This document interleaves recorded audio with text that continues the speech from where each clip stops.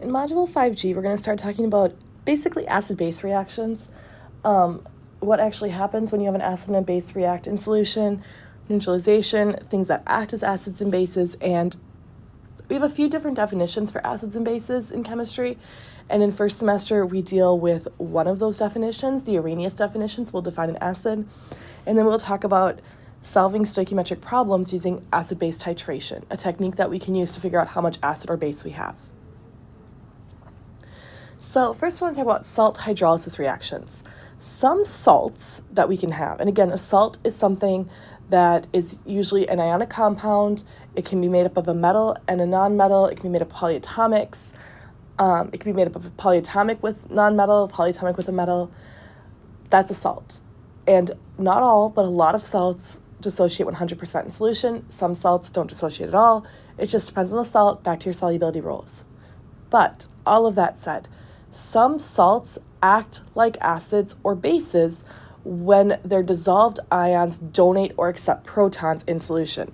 Remember, proton, we call proton H+, because if you have a hydrogen atom, it loses its electron. It's one electron. It forms an H+ ion or cation, but all that's left in its nucleus is its proton and then some neutrons. So NH4, for example, which is ammonium,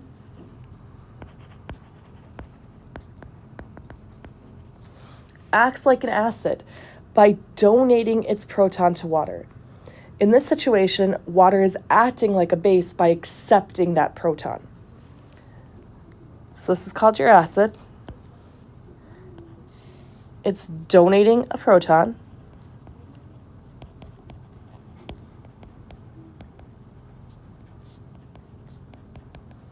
And forming ammonia. Water is acting as a base where it accepts that proton and forms hydronium.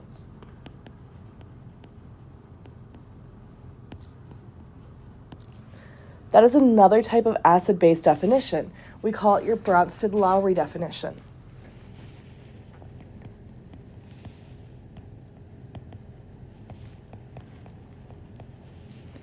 You're going to use the Bronsted-Lowry definition all the time in spring semester. In a Bronsted-Lowry definition, an acid is a proton donor. A base is a proton acceptor. So whatever species donates that proton is behaving as an acid. Whatever species accepts the proton is behaving as a base. But we see that happening with ammonium in water. We form ammonia and hydronium. Ammonium donates that proton to water, forming ammonia, and when water accepts that proton, it forms hydronium. F- acts like a base by accepting a proton. So this is my base, and I see it accepted a proton.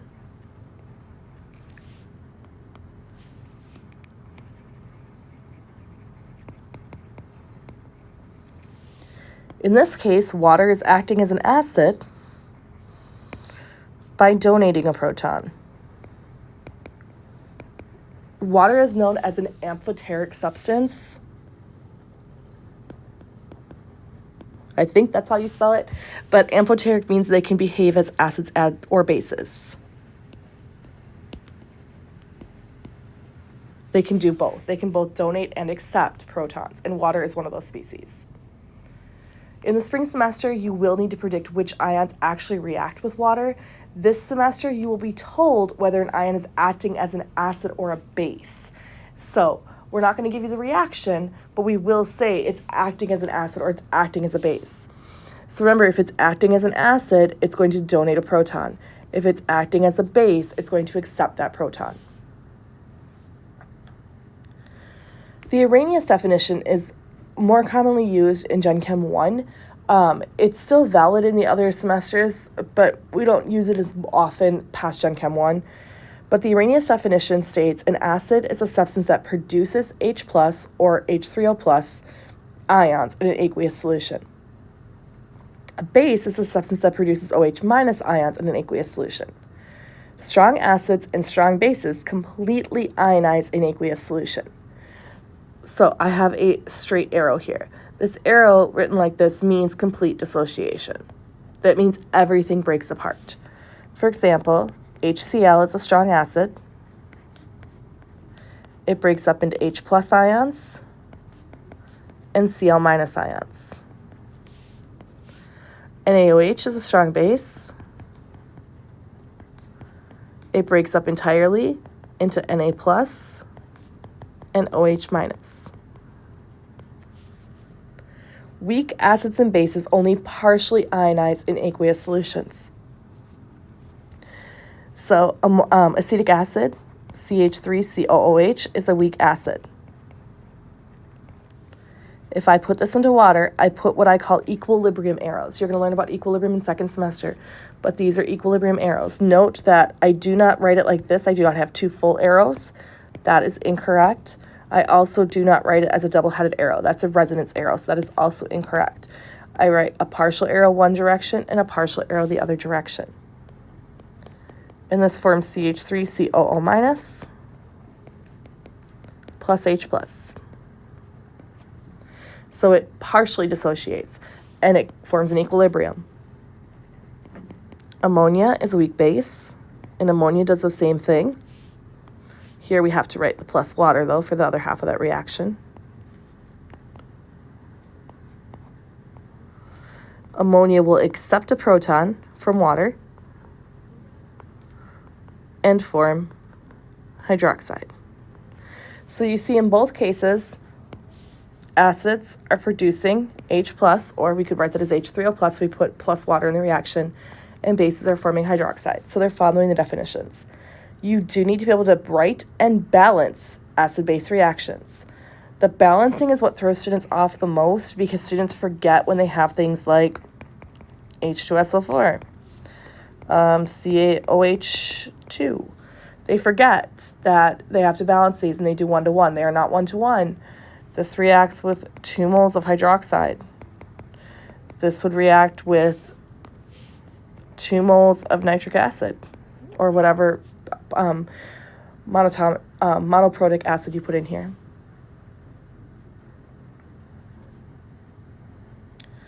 So acids ionize in water to form H plus ions. We call these protons. More precisely, the proton from the acid molecule is donated to a water molecule to form your hydronium ion. We do use H plus and H3O plus completely interchangeably. For me, it's my mood that day, whatever, my mind that day, or if I feel like writing H plus in there or not. So you do have to recognize that both are completely valid and interchangeable. So we can see for HF, we could write that as HF in equilibrium with F minus and H plus, or HF plus water in equilibrium with F minus plus H3O plus. If you're going to put states on these, HF is aqueous. Ions are always aqueous, but your acids are aqueous.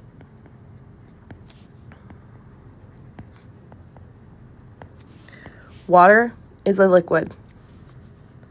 Please make sure not to put aqueous on water. It is liquid. It's technically in water, but since it is water, it's your solvent. It's a liquid. Bases dissociate in water to form hydroxide ions. Bases like ammonia that do not contain hydroxide ions produce hydroxide by pulling that proton off of a water molecule. And the proton attaches to the nitrogen specifically. This is very important. We're going to learn about Lewis structures later this semester. But to give you guys an idea of what this looks like,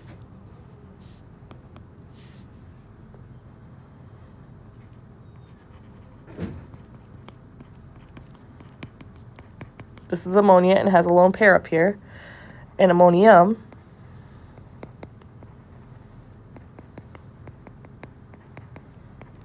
donates that pair of electrons. So this pair of electrons here has been donated to form that bond with that proton. It is very important to understand that it is bonding to that nitrogen because that's going to come back heavy in second semester.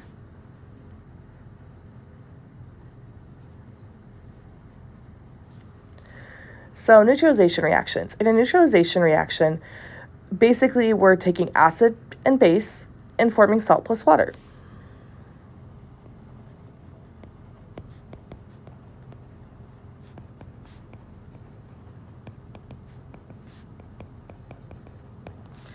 and it also generates some heat.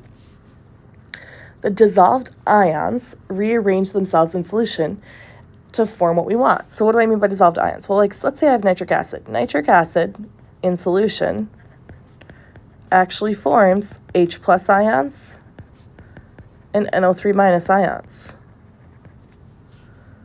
Potassium hydroxide, or KOH, forms K plus and OH minus. These ions are floating around in solution. So in a vat, I would have H plus ions, NO3 minus ions, K plus ions, OH minus ions, and these are all floating around. All this is floating around, and they find each other. And the K plus and the NO3 find each other. H plus and OH minus find each other. And they neutralize and form water and potassium nitrate. When you're doing reactions like this, it's good to write out what ions are actually in solution so you guys can start to see what's really happening. 1 mole of H plus reacts with 1 mole of OH minus to form 1 mole of water. The salt is the formula of the neutral compound that is formed from the remaining spectator ions. Remember, spectator ions are just floating around, they're just charge balancing. So in the example here, nitrate and potassium ion are spectators.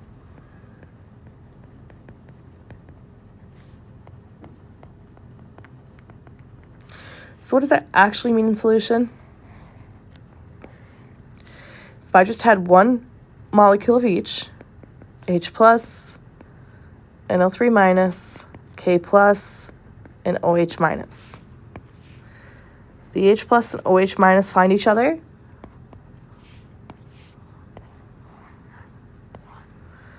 And form H2O. Truthfully, the K plus and NO3 minus are going to keep floating around in solution. There's zero reason for them to pair up unless we drive away all the water. If I drove away all the water, they would be forced to pair up and form an actual physical salt because they can't exist as ions outside of solution. But in solution, they're just going to keep floating around. We write them as a product. We write them as the salt because we could isolate that salt. But in water, potassium nitrate is soluble, so they're going to float around as individual ions. So let's look at 2 examples here. Hydrochloric acid plus sodium hydroxide. HCl plus NaOH is going to form salt plus water. Let's think about what we got in solution here. HCl gives me H plus and Cl minus.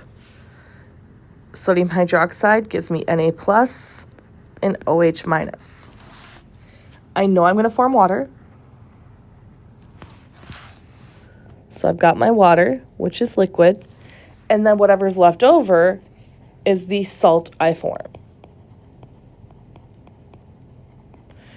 Now, if I actually just mixed a solution of sodium hydroxide and hydrochloric acid, it would just look like solution to us.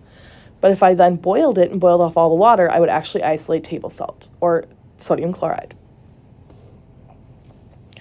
So this will give me HCl is aqueous, NaOH, also aqueous, and it will give me NaCl plus water.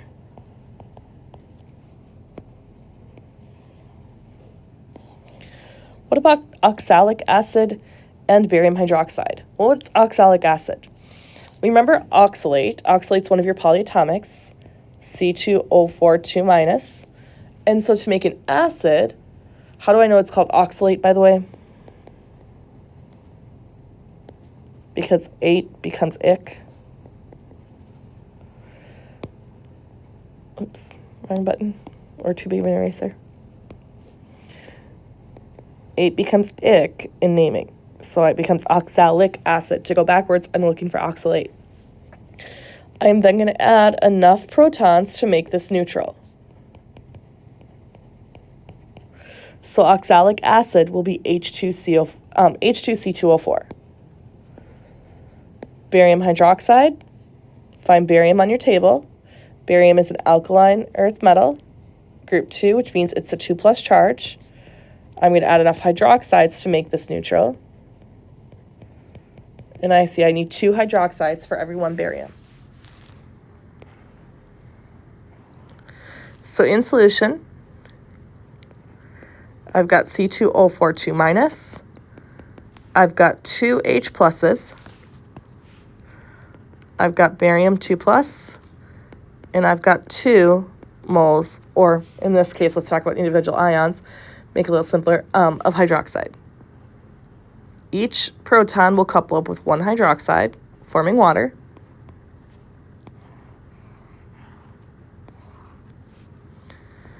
So now I've got 2 molecules of water here. And then I have an oxalate ion floating around and a barium 2+ ion floating around.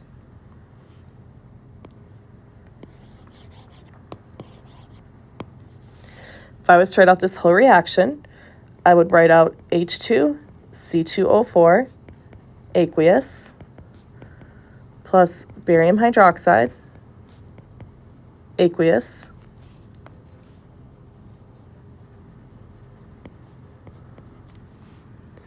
giving me 2 moles of water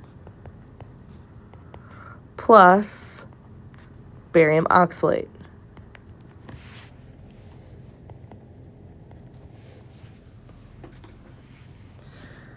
So I've got my acid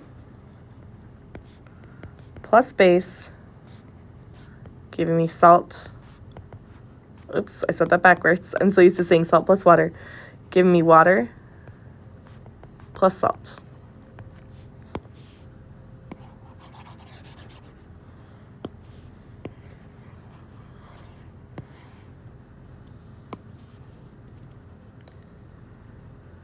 Okay, let's work an example. What mass in grams of sodium bicarbonate, NaHCO3, is required to neutralize 1,000 milliliters of a 0.35 molar sulfuric acid solution? Let's write out the reaction. I've got sodium bicarbonate, NaHCO3,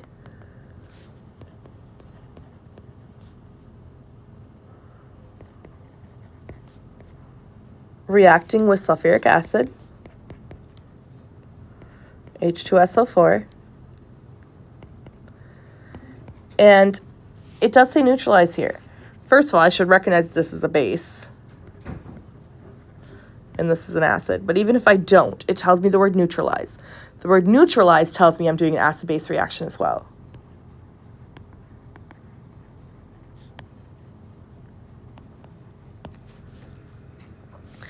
And how do I know what I'm forming? Let's think about this in solution.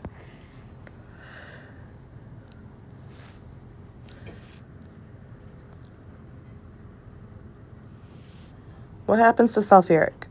I've got 2 protons, SO4 minus. Sodium carbonate, I've got sodium ion, I got a proton here, and I've got a carbonate ion. That's 2 minus there. What's going to pair up?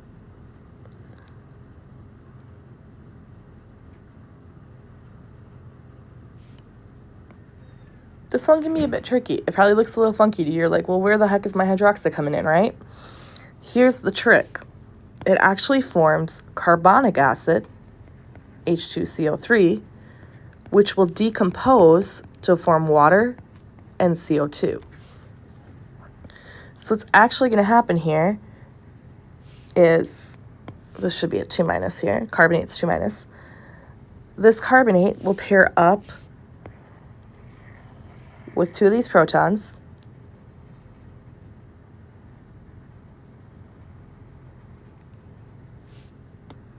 and then form carbonic acid. I still have all this in solution. So what the heck's happening? Well, my reaction's just not balanced is what's happening. So let's go ahead and balance this thing. Let's see, back to the right color.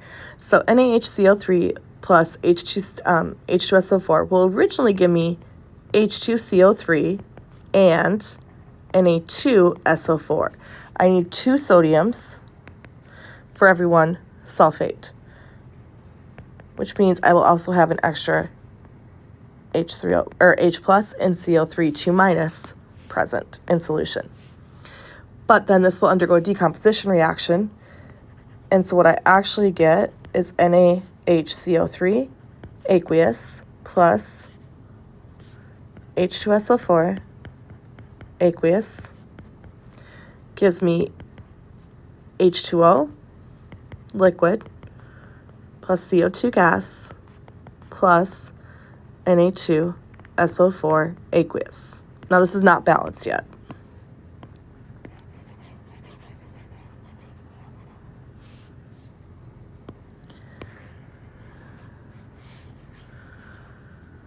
Now that we've written this out, let's go ahead and look at balancing it. I've got one sodium, two sodiums. I'm going to go ahead and put a 2 in front of here to balance out my sodiums. I've got 2 hydrogen plus 2 more hydrogen. I need 4 hydrogen on that side. Now I've got 4 hydrogen on each side. I've got 2 carbon, so I need 2 carbon over here.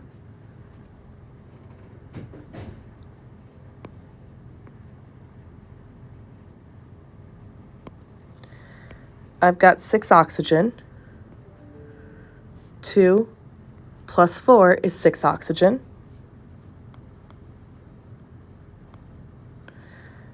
And 1 sulfate and 1 sulfate. So the reaction is now balanced. How did I know that this was going to break down into forming this? Well, that's in a different section of the videos. We're talking about reaction predicting, but you will see that. So it will form carbonic acid and break down into CO2, which is released from the system as gas. So this actually leaves the system, and water. But now that I have a balanced reaction, I can go ahead and do the math. What I want to know is the mass in grams, so number of grams of sodium bicarbonate, NaHCO3, required to neutralize 1,000 mils of a 0.35 molar H2SO4 solution. So write down what you want to know, write down what you're given. You're told you have 0.350 molar H2SO4. I recommend writing that as moles of H2SO4 per 1 liter of solution. It'll just kind of remind your brain what molarity really means and hopefully get you on the right path to solving the math. So I've used this piece of information. I'm told I have 1,000 mils of solution, which is the same as 1 liter.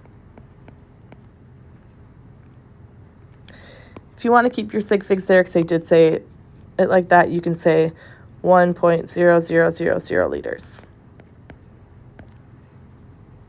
This cancels out my liters of solution and gives me moles of hydroxide. Moles of sulfuric acid. So you're thinking in bases.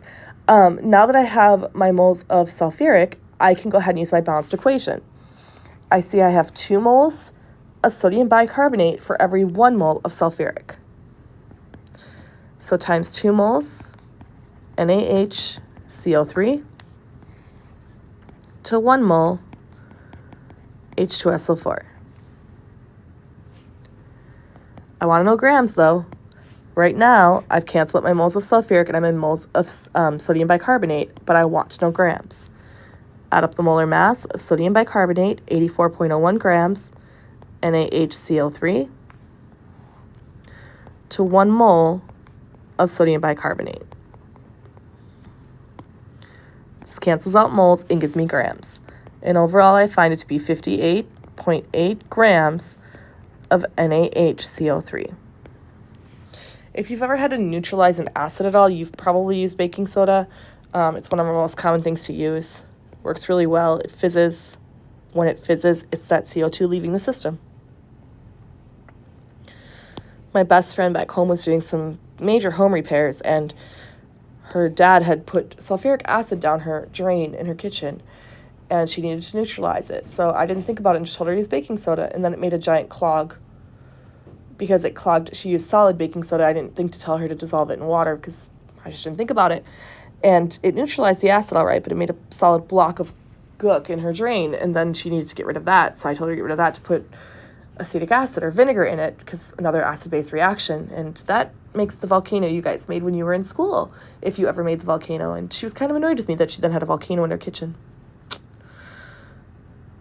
When you're talking to chemists, you need to be specific, because we don't think about the little details that people that aren't in our field think about or don't know.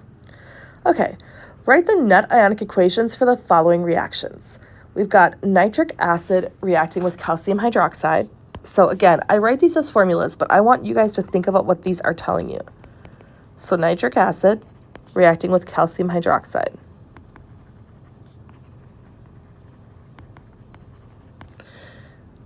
And I want the net ionic. Net ionic means no spectators, just basic gist of what's happening. So let's look at what's happening here. If I have nitric acid, I've got H plus and NO3 minus. If I have calcium hydroxide, I have Ca2 plus and 2 moles of OH minus. I know that H plus is going to couple up with an OH minus. I still have another OH minus present. That means I better have another mole of nitric acid in solution for that other OH minus to be to form water. So that shows me I have 2 moles of H plus from nitric acid reacting with 2 moles of hydroxide to form 2 moles of water. Now, my overall balanced reaction, if I didn't ask for the net ionic here, the balanced reaction here would be 2 moles of nitric acid. Let me put that in color you can see. 2 moles of nitric acid reacted with calcium hydroxide to form, let's see, what am I forming? 1 mole of calcium nitrate and 2 moles of water. But again, a net ionic means I don't want to include any spectators, so I don't care about the calcium nitrate that's formed. What about acetic acid and sodium hydroxide, or potassium hydroxide? So acetic acid and potassium hydroxide.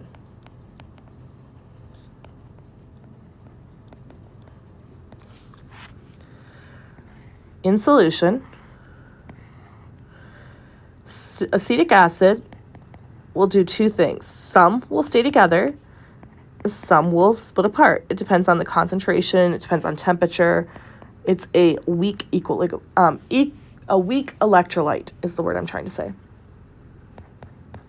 Potassium hydroxide is a strong electrolyte, so it breaks up entirely in solution. And these 2 pieces find each other and form water. My net ionic here, 1 mole of water, or 1 mole of H plus, or one proton, reacts with 1 mole of hydroxide ion to form 1 mole of water, or a water molecule.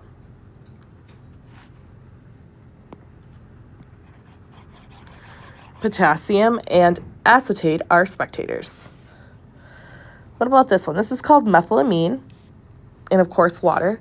What happens here? Methylamine is a weak base.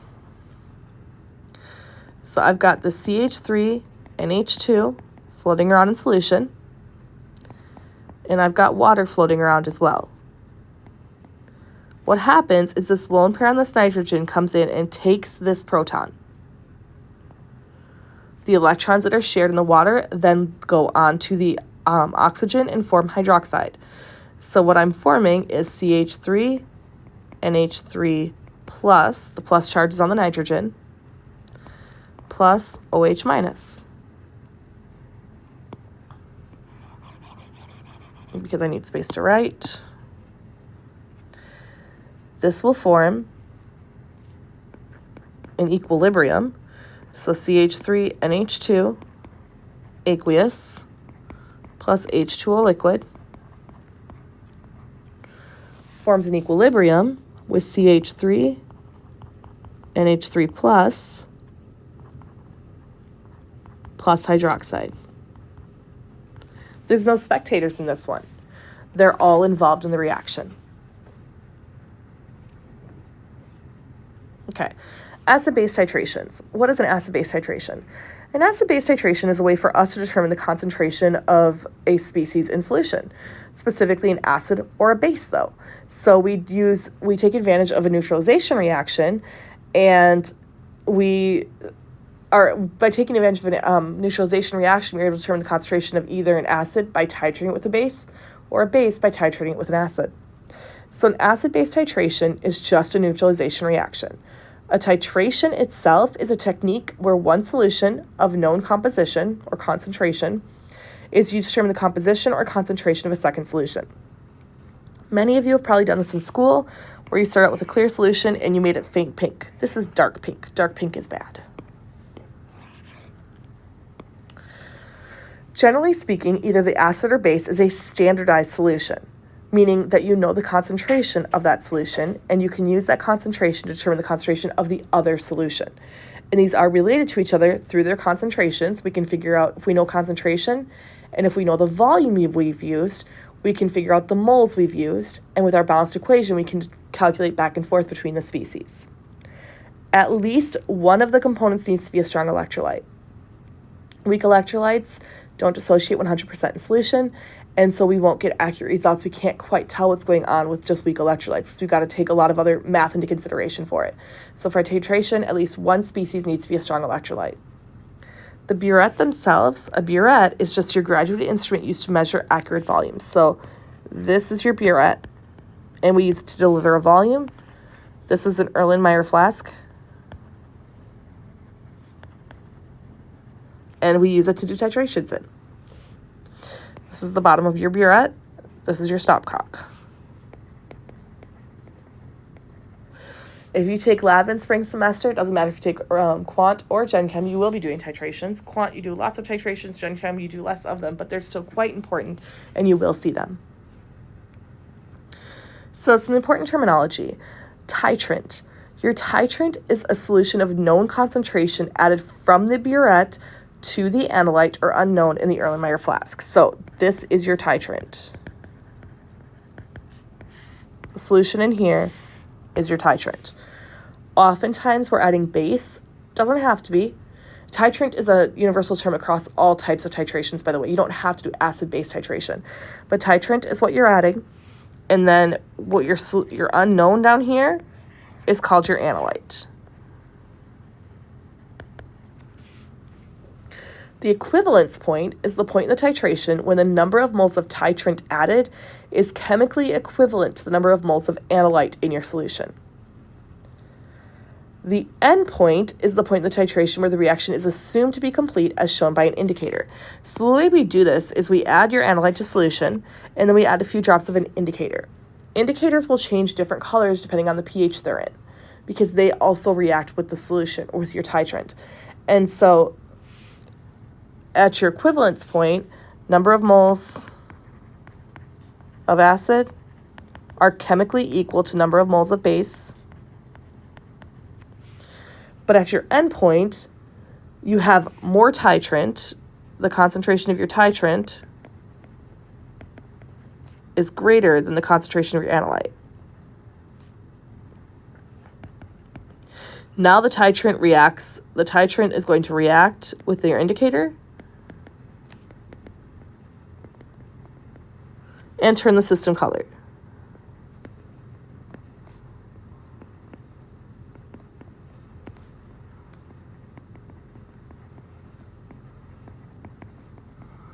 Or something else will happen. A precipitation will happen. Usually it's a color change.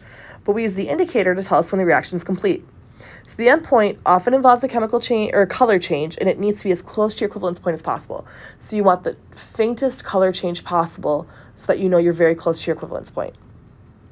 The indicator, again, is just a chemical that changes color, most often changes color, some will precipitate, but it's used to mark the endpoint of a titration, and it's selected so the endpoint occurs as closely as possible to your equivalence point. So let's work an example. The titration of 10 mils of HCl is unknown concentration. We don't know what concentration the HCl solution is. It requires 12.54 milliliters of a 0.10 molar solution, 0.10 molar NaOH solution to reach the endpoint. what's the concentration of the unknown HCl solution? Visually, what's happening here? I've got my burette, and I've got NaOH in here.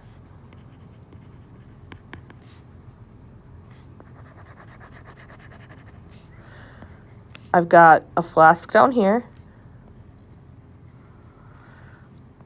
that has my HCl solution in it. And I'm adding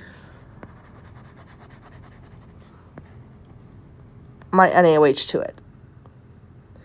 The end point is when this entire solution goes pink. I know I had 10 milliliters of HCl in here. I know I used 12.54 milliliters of NaOH, and that my NaOH had a concentration of 0.1 molar. I want to know the concentration down here. To do this, the first thing you need is a balanced equation. You should know your strong acids and bases by now. So HCl, hydrochloric acid, NaOH, sodium hydroxide, react to form NaCl and water. I know I have 10 milliliters of HCl. I know it takes 12.54 milliliters of NaOH to reach my endpoint. And I know that my NaOH has a concentration of 0.100 molar. So I want to know the concentration of HCl.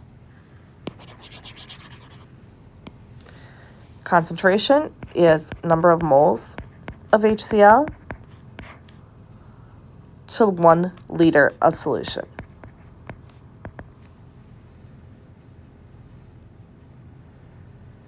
Or liters of solution, your volume. What am I going to start with? I'm going to start with the fact that I know that my concentration of sodium hydroxide is 0.100 moles of NaOH per 1 liter of solution.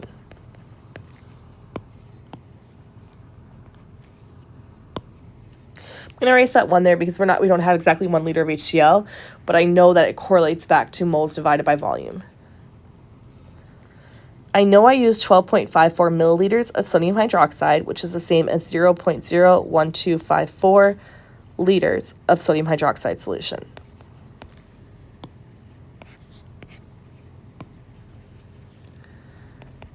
I know my reaction is balanced and it's 1-to-1. Do not leave this stuff out. This is necessary because when you give a student a system where it's not 1-to-1, they forget to look for it. So please write that in. 1 mole of HCl to 1 mole of NaOH. That cancels out my moles of NaOH. I now have moles of HCl, so I've got the first part. Now I just need to know how many liters of solution. I have 10 milliliters, which is 0.01000 liters of HCl solution. So this was NaOH solution. Now I've got HCl solution. Calculate this out, and I find it to be 0.125 molar HCl. So if I have a 0.1 molar NaOH solution and it took 12.54 milliliters to titrate a 10 ml HCl solution, my HCl had a concentration of 0.125 molar.